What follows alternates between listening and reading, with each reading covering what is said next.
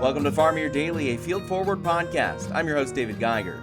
Today on Farm Your Daily, keeping yourself and your employees at their best means finding out what you all like doing. For Wellness Wednesday, we speak to Doug Stossmeister, Leadership Development Coordinator with Landus, about fulfillment and what that means for work.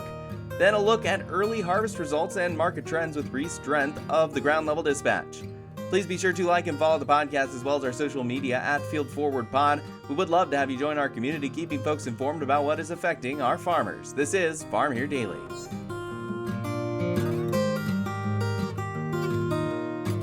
And joining me on Farm Here Daily, we're going to take a look at wellness in the agriculture community. To do so, we have Doug Stossmeister. He is the Leadership Development Coordinator with Landus. Doug, thanks so much for joining us on Farm Your Daily for Wellness Wednesday. You guys are working with stuff with farmers, and at this time, we're going to be going over fulfillment in farming, and that is to feel like you're in the place you need to be, to feel like you are doing things, accomplishing your goals, and moving forward, both financially and from a community and family perspective. So when you at Landus are looking at this topic, when you're talking to farmers, what's kind of that first step you take in discussing whether or not someone is feeling good in what they're doing? Hey, David, how's it going? Good to hear from you. I honestly love that question. We actually use an assessment called Working Genius. This tool can take like 15 to 20 minutes. We've sent it to a lot of internal stakeholders as well as a few farmers. And it honestly just measures where you're at within the company, or where you're going, or what project you're working on, or something along those lines that really targets fulfillment, like what you said. So what are we doing on the day to day that actually fills our tank, gets us excited for the next day, the next step, whatever we might be moving through? And so this assessment actually takes it down to 6 different types of working geniuses, is what they're called. So basically, we can apply those different working geniuses to any process that it might be, whether that's like booking a trip, whether that's some sort of project in IT, whether that's you getting up in the morning and going in your combine and doing whatever it might be. There's 6 different types of working geniuses that we can apply to almost any process that we do. So learning how and when to apply those and truly function as a team, that's going to lead us into more of a fulfilling lifestyle and able to really push us forward so that we don't feel burnt out by the end of Wednesday. I think of 2 primary aspects when you spoke about that. The first being this is a win-win situation. When you have people who are working for you and your goals, you have an opportunity to also have them care more, which to me at least translates to trying harder or doing their best. And also, you have employees who are feeling more fulfilled and feeling better about what they're doing. So you have that kind of win-win situation going on there. But on the other aspect of it, I take a look at fulfillment in what you do, and that also just makes it so, as I mentioned, going back to that caring point, that you are able to then give it a better shot than you might have if you don't care. And so finding those roles, finding that way to support employees and folks who are working for you, how does that then translate into the support farmers get? Right. Yeah. So honestly, we look at this assessment. I'll answer your first question. We look at this assessment as a productivity tool instead of a personality assessment. So again, all in all, we're increasing your self-awareness, but for the most part, we're increasing productivity. If we're doing something that we're truly enjoying and we're excited about and we're fulfilled by, we're going to be more thorough at that thing. I've worked with my manager. We've gone hand in hand on a few things, and there's certain things that she does that I'm like, how does that take you that amount of time? Like, that is so extremely so quick. I can take literally hours to come up with an idea where she can have 20 before breakfast. It's honestly unfair. Whereas like me on the other hand, on the other side of things, I love, the invoices. I love making sure everyone's showing up to the meeting. I'm making sure that I'm tracking all the logistics that need to move something forward. So again, I'm being a lot more thorough in my work, whereas she's being a lot more thorough in the idea side of things. So learning how to work as a team, having someone show up in a certain way when I am completely stressed out and say, hey, why don't you just go take a 10 to 15-minute walk? Like figuring out some way just to do a quick reset for yourself. So in regards to working with directly with farmers, like if we're having a team that's more thorough and being able to show up where they can and be excited about, where we're going, that's a huge add. My initial question to that is obviously very important to have people fulfilled doing things they like and they're more productive, they are happier doing it. But there's also just an aspect of humanity that deals with sometimes you have to do things you don't like and sometimes you have to do things you're not good at. They're just a part of your job as the comprehensive whole. And so when you approach that, how do you take resiliency and the ability to do things you're not good at or the ability to learn into account into this? So looking at that question a little bit more in depth, I think we're really truly working to form teams so that they can truly show up for each other. So like let's just say we don't have a big picture thinker, like we don't have someone that like really has any of that idea. They are struggling to come up with new ideas and new innovation honestly to help our farmer at the center. We're going to include other teams that truly might have that as an enjoyment. So again, trying to build that a little bit more, show up where we can. Again, there's going to be stuff that we don't like doing. We can go on it for a while. Honestly, we can take days and do all the different things, but there's going to be someone within the company, within whatever you're doing, that probably might actually enjoy what you hate doing. So instead of saying, I'm going to spend the next 3 days trying to figure out how to build this Excel sheet, you could go to someone and say, hey, can you give me a hand? It might take them 10 to 15 minutes to help you out. So again, showing up in that manner, asking for that help really just creates that vulnerability so that we can truly continue to build towards fulfillment. I'm someone who's kind of always been doing work by myself a lot of times. And so, just from the perspective that I have of not too much teamwork going on in a lot of aspects, something I think I would worry about being in a team like that is that having folks who are good at stuff and who are more experienced in stuff and like doing certain things would make it so I would not have that opportunity as well to learn how to do those things and even discover maybe I'm really good at that or maybe I just need practice a couple reps to to roll into it. How does that engage with this conversation? I think looking at that, we can definitely try to build around team dynamics where we can support each other. Again, there's one in the working six different types. One's called enablement. One is going to be able to show up for everyone in the process. Again, they truly enjoy helping someone at the center of a process. Anything that helps humanity. So again, we can show up in that manner and really help build something out in that team dynamic. I think that we also have the opportunity, like what you're saying, like give someone a chance to be good at something that they might not even know what it is right now. Like how do we look towards that? How do we give the opportunity to build towards that? And I think that's honestly a pretty difficult question, like because what if it doesn't work out? What if that's not something? But I think a lot of the different times we're going to have all these questions. What if? We're going to have what if. So what if we don't? But what if we try? And so giving the opportunity to try to show up and say, hey, I'd love the opportunity. I might fail. Again, fail is a scary word, like we don't truly enjoy that one because, it feels like wrong, but like, what if you succeed? I think too, another aspect of this question of fulfillment is sometimes you're good at something, but you don't like doing it. I know an example of someone who played a musical instrument for decades and then never touched it again once they didn't have to, once they weren't being forced to. They just didn't touch it. But they got very good at at music. How do you then work with that where you have a talent, you have something that's very valuable, but you don't really like doing it? I think it depends on where you're at with that, whether it's a hobby, whether it's something in corporate America. I think that there's different ways that we can look at that question. Again, like I think if they were going to make music a passion, then absolutely fully support that. But if that's more of something that feels like a task, for them that like someone else is giving to them versus them choosing for themselves, that's where that fulfillment changes.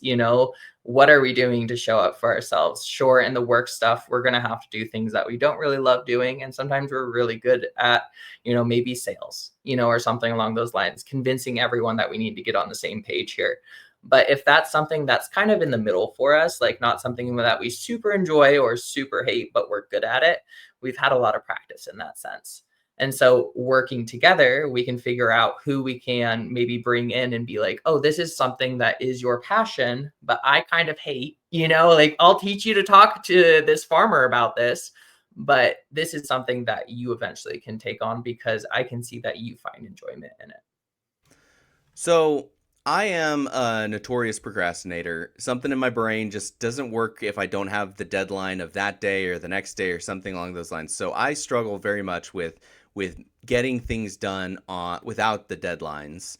So I think of just work in general. Sometimes you just don't want to work. Even if you love what you do, you just don't want to go out there and do it and spend a bunch of time doing it because you know it's going to be a pain.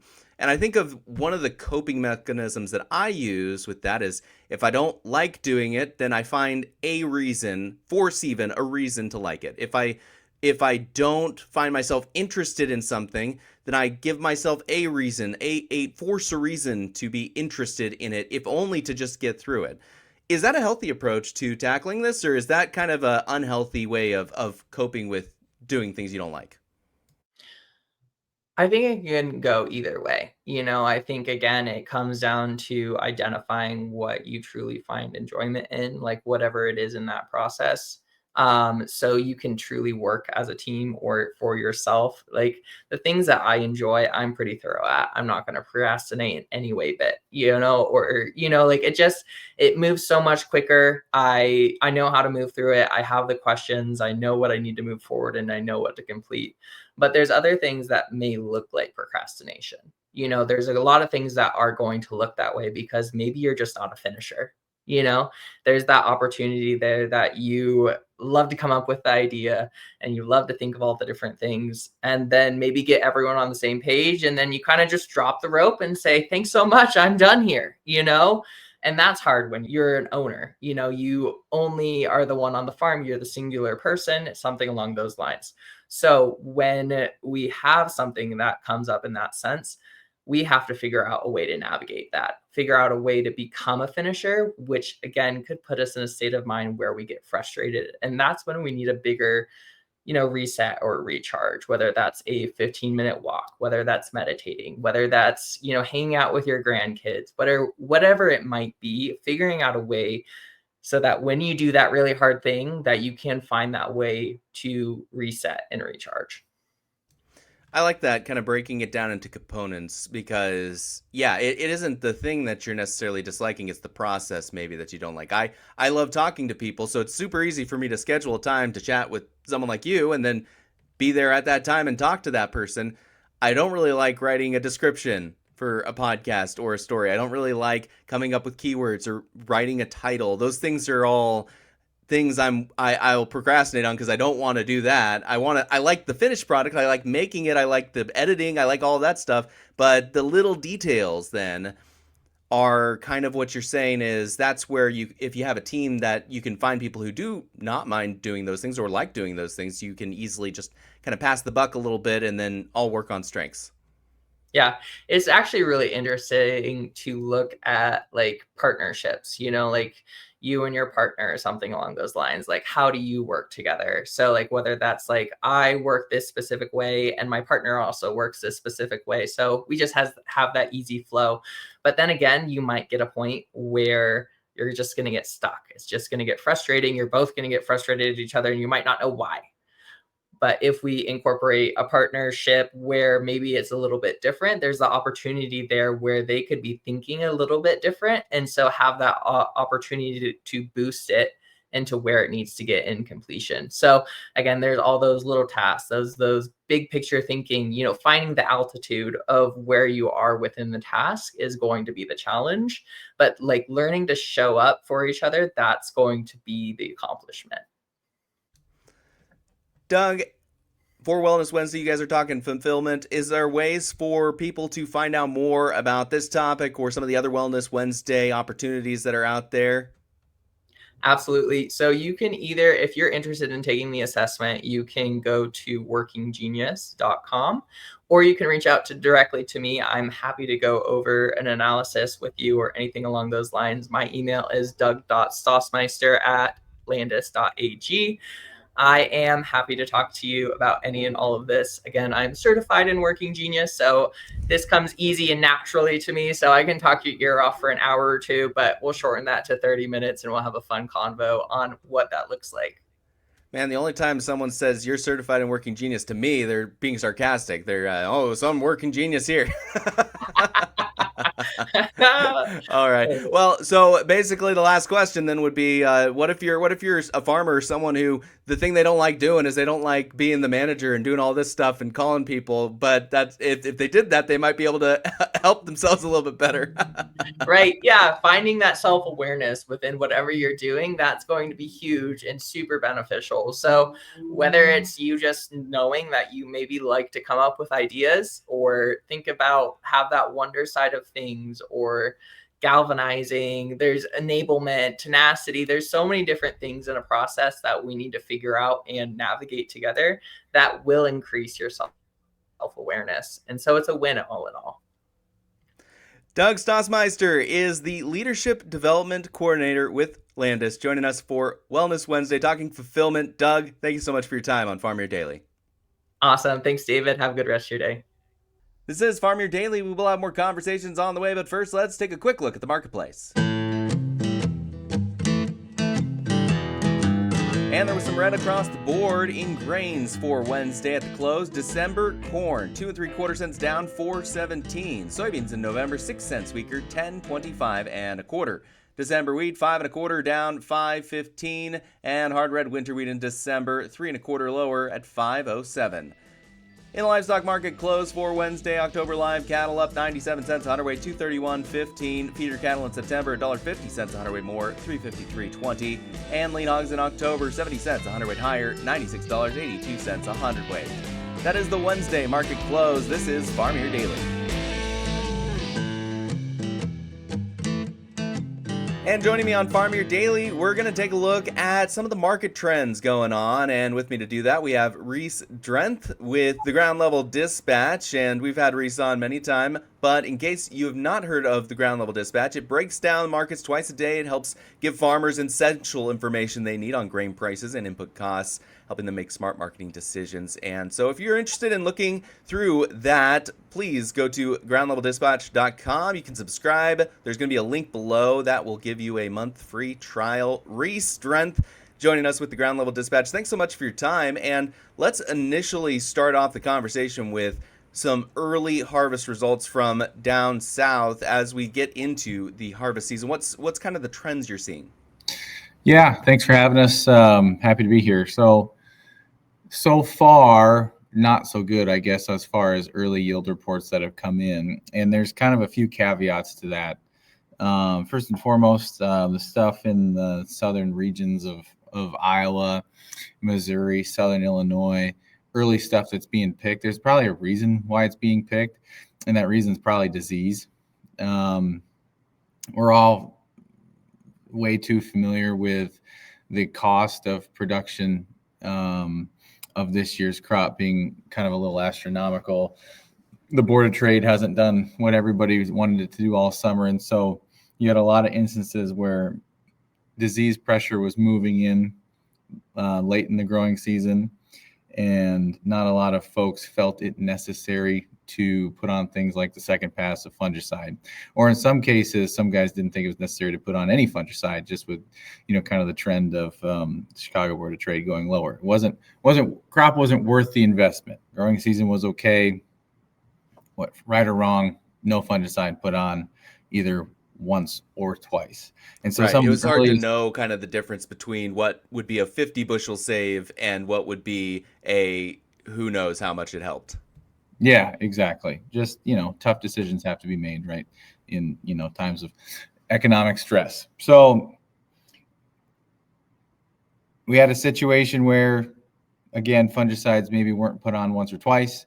And then we had major disease pressure move in, especially to the southern third of the state of Iowa, the west side of Illinois, Missouri, and, southern rust in particular really took a toll on the crop over the last several weeks. And we got corn that's ready to be picked. And so if you're a farmer in that scenario and you're picking corn right now, maybe it was early day corn that you put 2 patches of fungicide on, sure, whatever. I'm sure there's some of that too, but a lot of the early stuff that we're hearing of disease pressured corn is not great. And so will most of the crop be like that? Probably not. We'd say there was still a vast majority of the growers in the heart of the Corn Belt invested in this crop, as they normally do. It's better to have the yield in low price environments than to not have the yield in low price environments. So who knows if the trend is going to be the norm here as far as yield potential, but the early stuff is disappointing, is the point, I guess. And the issue with that is the more early stuff that comes in that is disappointing, the more we feel like anyway the top end comes off of this yield. Now the market's been trading that right since the August WASDE report, the top end coming off this yield. We haven't believed the 188 number that USDA posted really since the day after the report. So this is just kind of confirmation, I guess, of that from what we're hearing so far. And, it likely helps build kind of a floor underneath our corn futures prices here in particular until we get to Friday's report and then also further into harvest. With those first bushels coming in, are we seeing any fluctuations or changes going on at the cash level? That's a good question. Not yet, no. And a lot of the reason why that is from a cash price perspective is there's still old crop corn being delivered. You look at a place like Cargill and Eddyville, Iowa, in southeast Iowa, south central Iowa, for example. They actually have a carry in their bid sheet from September to October. Okay, there's not that much harvest coming in. I think from what we can tell, maybe 80% is actually old crop still moving in the month of September here, and 20% maybe is new crop stuff being picked. Like, that's how much old crop corn is still moving out there in the system, and that's keeping early premiums, regardless of how early yields look, low. And then low historically in the last 5 years too. I mean, typically you'd see a big ethanol plant like that be posting something like a small negative bid or option zero basis bid, or maybe even bids 5 to 10 to 15 cents over the board of trade. 40 under is where they're posted today. That is not a typical bridge the gap corn bid from old crop to new crop. So again, a lot of old crops corn still moving, which is a bit alarming. Right. We'll have to keep track of that then. As you look at the scope of the U.S. and trade in general, because obviously a lot of our grain prices are dependent on our export markets, what are you noting as we have both domestic and international conflicts kind of going on right as we begin harvest? Yeah, that's a great question. Everyone's very, more than aware of our situation with China. We write about it every day just as hey, still nothing new with China. They haven't bought any beans. And I'm sure a lot of other, information services are doing the exact same thing and evaluating the situation every day. What was more discouraging than that here this week is that it appears some lawmakers from oil refining states are moving through legislation through the U.S. Congress to, we won't get in the details, but they have to do with small refinery exemptions. So I don't, that's been in the news quite a bit the last couple of weeks. The U.S. government finally made a decision on small refinery exemptions. Basically, when you think small refinery exemption or SRE, think biofuel blending mandates. Okay, so like we want as agriculturalists, or for lack of a better term, here in the U.S., we want our energy industries, our fuel industries, to blend biofuels. That gives us value domestically for corn, soybeans, wheat, stuff like that. We want the government, the EPA specifically, to require those refineries to blend biofuels. Okay, the legislation that's been trying to move through Congress this week takes a step back basically on that and says, hey, we want to protect our oil industry. It costs more. This is their words, not mine. It costs more to blend biofuels. It'll cost more to the consumer if we put biofuels in our oil supply. Not good for anybody, right? So you have this battle going on right now between the ag space and the oil space, which is been going on since like the beginning of time of ethanol, right? So this is nothing new. Right, yeah. The problem is that the timing couldn't be worse, right? We kind of saw it yesterday. Grain markets were kind of unchanged to higher. It gets announced, right? Or I think it was a Reuters headline that this legislation is going to move through Congress or being introduced, and all of a sudden soybean oil prices go down 5-10%. Bean prices go down 4 to 5 cents. They were unchanged. So like the market's paying attention to these inputs, right? And like on the cusp of harvest, on the doorstep of harvest, the less headwinds you have via the headlines, whether it's trade or U.S. policy or whatever, the better. We want tailwinds. We want people to go out there and say, ethanol is great. Soybean oil is great. Let's build more. Let's blend more. Let's export more. At least do that before harvest starts. It's kind of stinks that before harvest starts, you're kind of getting the opposite, right? We don't know what all of our trade deals with China are up in the air, right? Our trade deal with India is up in the air. And now we've got a situation brewing in the U.S. government to where, maybe some biofuel blending at home is up in the air. Maybe do that after harvest. Before harvest, not the best time. When you are looking at those news pieces that are not great to have right as harvest begins, what other ones are you particularly watching for this year? Yeah, well, I mean, everybody is scrolling, hitting refresh, waiting for the X or Truth Social post or whatever that's saying, hey, we've got a deal done with China, right? I mean, that's the main thing. Bean yields, are they going to be up in the air this year? Do we think we're actually going to grow a record bean crop? Maybe. Beans are so hard to predict. We know the pods are pretty much there on average, but how the pods fill, we won't know that until we know that. We didn't plant as many acres of beans. That's going to obviously, hopefully, it has been supportive since the August WASD, right? But like, my point is the biggest headline that can impact our market, we all know this is a Chinese trade deal from a soybean perspective. And a rising tide would lift all boats. If the Chinese come in and they buy a bunch of U.S. beans are going to pop, which likely supports corn and likely supports wheat.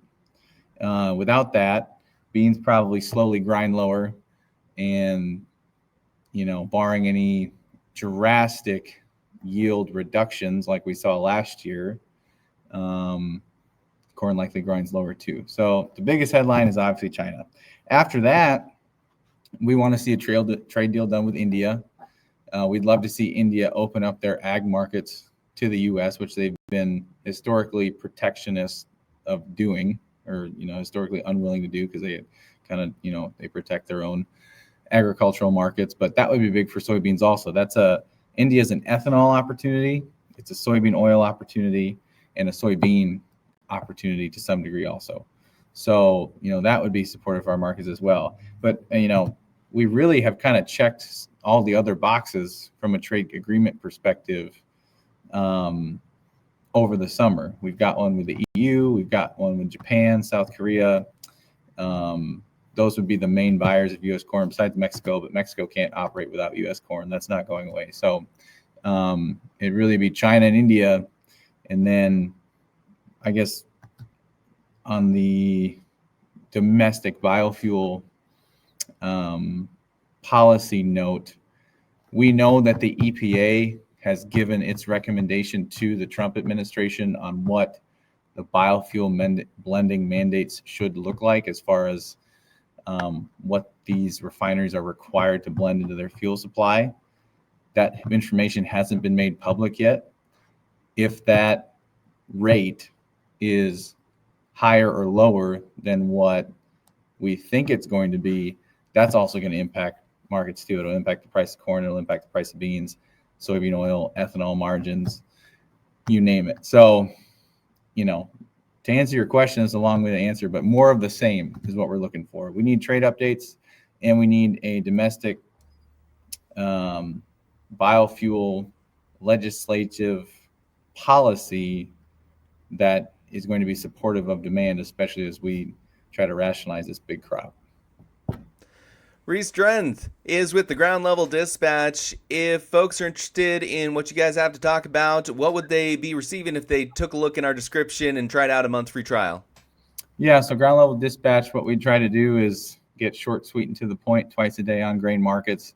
We also send 2 or 3 agronomy market, fertilizer, chemical market updates throughout the week as well. We also twice or 3 times a month try to do a weekend editorial. Last weekend we wrote about, or 2 weeks ago, we wrote about some of the things going on in the railroad industry and how that may or may not impact the marketplace. This weekend we're going to write about fertilizer markets as we get into the fall season here in depth a little bit. So that's what we try to do, keep it short and sweet throughout the week, and then maybe when you're sitting in your easy chair on Sundays, give you something to peruse through and try to coach and teach and educate. Reese Drenth, thank you so much for joining us on Farm Here Daily. Thanks for having me. This is Farm Here Daily, a Field Forward podcast. Thank you so much for listening. Again, in order to continue to produce this type of local content, we would love to have you join our community. So please follow the podcast as well as our social media channels at Field Forward Pod. You can also find me on social media at Geiger Reports. Again, I am your host, David Geiger, and I'll be back again tomorrow, everybody.